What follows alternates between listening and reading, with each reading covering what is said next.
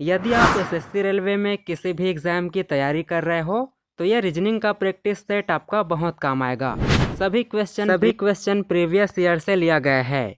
आपको रीजनिंग का सवाल कम से कम समय में सॉल्व करना आना चाहिए, क्योंकि एग्ज़ाम में उतना टाइम नहीं मिलता है। लॉजिक समझने में लोग काफ़ी देर कर देते हैं। पहला सवाल देखिए, दर्पण प्रतिबिंब ज्ञात करने के लिए बोला है। ये प्रश्न आकृति है। इस आकृति का सही प्रतिबिंब कौन सा होगा इन चारों में से? दर्पण प्रतिबिंब को सॉल्व करने के लिए पहले आपको इनका सही लॉजिक पता होना चाहिए। दर्पण अगर इस पार है या इस पार है तो इनका दायां और बायां भाग ही बलटता है।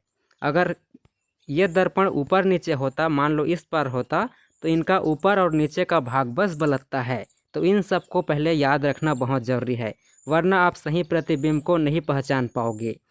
तो इस केस में क्या है, दर्पण देखो इस पार है ना, तो इनका जो भी ये साइड है वो सब पलटी होकर इस पार आ जाएगा, मतलब उल्टा होकर इस पार आ जाएगा लेफ़्ट साइड में। तो ये देखो, एक एक चीज़ को देखना होता है। ये जैसा है ना, इस प्रकार ये इस पार आ जाएगा ऐसे। और ये जो कान है वो भी, कान को भी स्पष्ट देखना है। तो इनका सही उत्तर हो जाएगा ऑप्शन ए, क्योंकि इसी में ये सही आकृति मैच हो रहा है। ये देखो, ये किनारे वाला इस पार आ गया है और इसमें भी है, लेकिन यहाँ पर एक ज्वाइंट है, यहाँ पर ज्वाइंट है इसमें, तो ये गलत है। इसमें कान नीचे है, इसमें भी कान नीचे है, तो ये वाला सही उत्तर होगा। इसी तरीके से आपको सही उत्तर पहचानना है। अगला सवाल देखिए, ये वेन डायग्राम वाला है। दी गई आकृति में कौन सा अक्षर उन कलाकारों को दर्शाता है जो नर्तक है, गायक है, वायलिन वादक है, ये बोल रहे हैं। अब आपको सही लेटर को पहचानना है कि ये वायलिन वादक भी हो, गायक भी हो, नर्तक भी हो और कलाकार भी हो। तो इसमें काफ़ी लोग गलती कर देते हैं, क्योंकि ये क्रॉस हुआ होता है ना, उन्हीं से हमें निकालना होता है। यदि आपको सही उत्तर पता है इसका तो कमेंट में अपना उत्तर ज़रूर लिखिए। इनका सही उत्तर हो जाएगा ऑप्शन ए, क्यू होगा। क्यू ही एक ऐसा चीज़ है, अक्षर है, जो कलाकार में भी आता है, नर्तक में भी आता है, गायक में भी आता है और वायलिन में भी आता है। यहाँ पर देखो, अगर आप अन्य अक्षर को चुनोगे तो ये किसी न किसी एक में कट चुका है, लेकिन क्यू सभी में अटैच हुआ है। देखो, वायलिन वादक में भी जुड़ा है, इसके साथ ये कलाकार में भी जुड़ा है और नर्तक में भी जुड़ा है और गायक में भी जुड़ा हुआ है। तो सभी में ये क्रॉस है क्यू वाला यहाँ पर, तो ये सही उत्तर होगा। अगला सवाल देखिए, ये कोडिंग डिकोडिंग वाला है। यहाँ पर बोला है एक विशिष्ट कोड भाषा में इंटेलिजेंस को ETNIGILLENCE लिखा जाता है। तो उसी कोड भाषा में मैथमेटिकल को किस प्रकार लिखा जाएगा? अब जो इंटेलिजेंस कैंडिडेट होंगे वो मात्र 3 सेकंड में इसे सॉल्व कर देंगे, सही उत्तर को फाइंड कर देंगे। लेकिन कैसे, वो भी देखिए। अगर आपको सही उत्तर पता है इसका तो कमेंट में ज़रूर लिखिए अपना आंसर।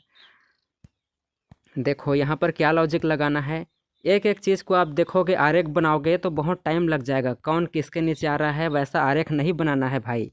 एग्ज़ाम में कम समय में सॉल्व करने के लिए हमें बस ये देखना है कि इसमें और इसमें क्या क्या बदल रहा है। ई के बाद क्या है, इंटेलिजेंस, तो ये हो गया। अब यहाँ पर है ETNI, मतलब ये जो ETNI है ना, ETNI है, उसी को यहाँ पहले ले लिया गया है। उसके बाद बाकी इधर कोई देखने की ज़रूरत नहीं है, बस यही आपको लॉजिक यहाँ लगाना है। जो HTM है ना, इसी को आप ढूंढो कि इन चारों में से पहले कौन है, बस वही उसका सही उत्तर होगा। तो ऑप्शन बी में है, मतलब ये बी वाला सही उत्तर होगा।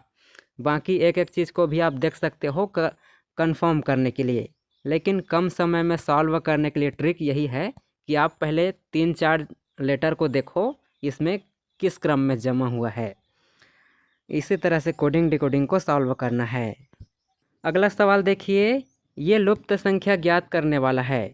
यहाँ पर क्वेश्चन मार्क के स्थान पर इन चारों में से कौन सा नंबर आएगा बोल रहे हैं। Find the missing number. यदि आपको आंसर पता होगा तो कमेंट इन योर आंसर। इस टाइप के सवाल में एक चीज़ याद रखना, अगर आपको ये ग्रेड दिखेगा तो जहाँ आपको बड़ा संख्या दिख रहा है ना, मान लो नीचे में बड़ा संख्या दिख रहा है, मतलब ऊपर से नीचे की ओर ये गुना हुआ है या तो स्क्वायर हुआ होगा। तो इनका सही लॉजिक देखते हैं। 81 के बाद 4 आया है, फिर 36 है, फिर 108 आ गया है। ये कैसे आया है उसी को पहले समझते हैं। देखो 81 किसका स्क्वायर होता है, आप जानते हो 9 का स्क्वायर होता है, और 4 2 का स्क्वायर होता है, और 36 किसका होता है, तो 6 का होता है। अब हम इसको जोड़ेंगे तो 108 प्राप्त नहीं होगा, लेकिन हम गुणा करेंगे तो 9 दूने 18 हो गया, और 18 को 6 से गुणा करेंगे तो 108 प्राप्त होगा। यहाँ पर 108 प्राप्त होगा। उसी प्रकार इनमें भी देखो 64 किसका है, तो ये 8 का स्क्वायर होता है, 9 3 का स्क्वायर होता है, और 16 4 का स्क्वायर होता है। इनको भी आपस में हम गुणा करेंगे तो 96 ही प्राप्त होगा। वही लॉजिक यहाँ पर लगाएंगे। ये 16 4 का स्क्वायर हो गया, 49 7 का स्क्वायर हो गया, और 25 5 का स्क्वायर होगा। इनको अगर आपस में हम गुणा करेंगे तो ऑप्शन बी 140 प्राप्त होगा। इसी तरीके से सॉल्व करना है। अगला सवाल देखिए, यदि 526 बराबर 9 है, 834 बराबर 9 है, तो 716 बराबर क्या होगा? 9 होगा इसका भी आंसर। नहीं, आप गलत हो। अगर आपको सही लॉजिक पता है तो कमेंट में अपना सही आंसर टाइप कीजिए। ऐसा नहीं होगा कि यहाँ 9 है, यहाँ भी 9 है तो यहाँ भी 9 हो जाएगा, ऐसा बिल्कुल भी नहीं है। चलिए ज़्यादा टाइम वेस्ट नहीं करते हैं। सही आंसर होगा ऑप्शन सी 12 होगा। बट वाई क्यों हो रहा है वो भी देख लीजिए। देखो ये 5 और 6 कितना हो गया, 11 हो गया। 11 में 2 को माइनस कर दिया है तो 9 बन गया है। उसी प्रकार 8 और 4 कितना हो गया, 12 हो गया। 12 में 3 माइनस कर दिया है तो यहाँ भी 9 बन गया है। उसी प्रकार 7 और 16 हो गया, 14 हो गया, 13 हो गया भाई। तो 13 में 1 माइनस कर दिया है तो ये 12 प्राप्त होगा। बस यही खेल होता है रीजनिंग के सवाल में। कंफ्यूज हो जाते हैं कि ये कैसे आ गया, और इतना सिंपल लॉजिक होता है। अगला सवाल देखिए, यदि नारंगी को नींबू कहा गया है, नींबू को फूल कहा गया है, फूल को मछली कहा गया है, मछली को पूंछ कहा गया है, तो पूंछ को कलम कहा गया है, तो गुलाब को क्या कहा जाएगा बोल रहे हैं। इसमें शब्दों को उल्टा कर दिया है, एक एक शब्द को अलग अलग नाम से पुकारा जा रहा है कंफ्यूज करने के लिए। तो बस एक चीज़ रखना है, गुलाब को क्या कहा गया है, बस यही हमें याद रखना है, बाकी इधर से मतलब नहीं है। गुलाब को क्या कहा गया है, देखो हाँ, गुलाब क्या होता है, फूल होता है। तो फूल को क्या कहा गया है, फूल को मछली कहा गया है। मतलब ऑप्शन डी वाला सही उत्तर होगा। इस तरीके से इनको सॉल्व करना है।